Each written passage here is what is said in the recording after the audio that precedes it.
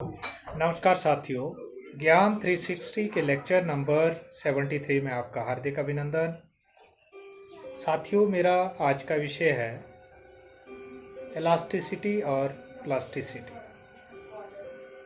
भौतिक विज्ञान में ये दो टर्म है, इलास्टिसिटी और प्लास्टिसिटी। इसी के ऊपर आज मैं चर्चा करूँगा। साथियों, इलास्टिसिटी का मतलब होता है कि जब हम किसी पदार्थ को खींचते हैं, डिफॉर्मिंग फोर्स लगाते हैं, तो वो अपनी पोजीशन को चेंज करता है, और जैसे ही हम उस फोर्स को हटा देते हैं तो वो अपनी पोजीशन को रीगेन कर लेता है, अपनी ओरिजिनल पोजीशन में आ जाता है। परमानेंट चेंज उसमें नहीं होता।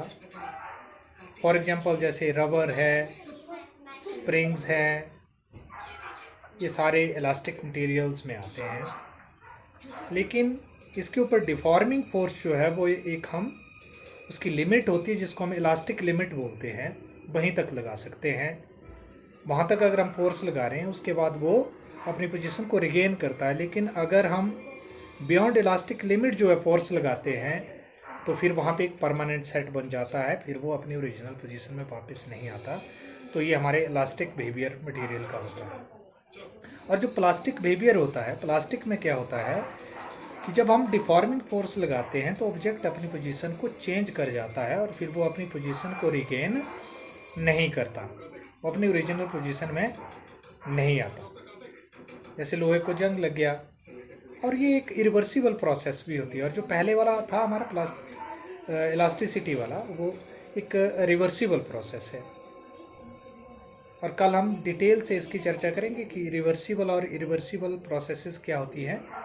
तो जो हमारा इलास्टिक बिहेवियर वाले मटेरियल होते हैं ये रिवर्सिबल होते हैं, और जो हमारे प्लास्टिक बिहेवियर वाले होते हैं ये इरिवर्सिबल होते हैं। जैसे हमारा वेट मड है, क्ले है। मान लीजिए क्ले से हमने टॉय बना दिए, तो उसकी वो पोजीशन जो वो चेंज हो गई, तो वो अब रिगेन नहीं करेगा अपनी पोजीशन को, तो वो उसका प्लास्टिक बिहेवियर आ गया। तो इस तरह से हम मैटर को जो है वो दो भागों में बांट सकते हैं, प्लास्टिक और इलास्टिक में। तो ये था मेरा आज का विषय, छोटा जैसा विषय, ज़रूर आपको समझ आया होगा।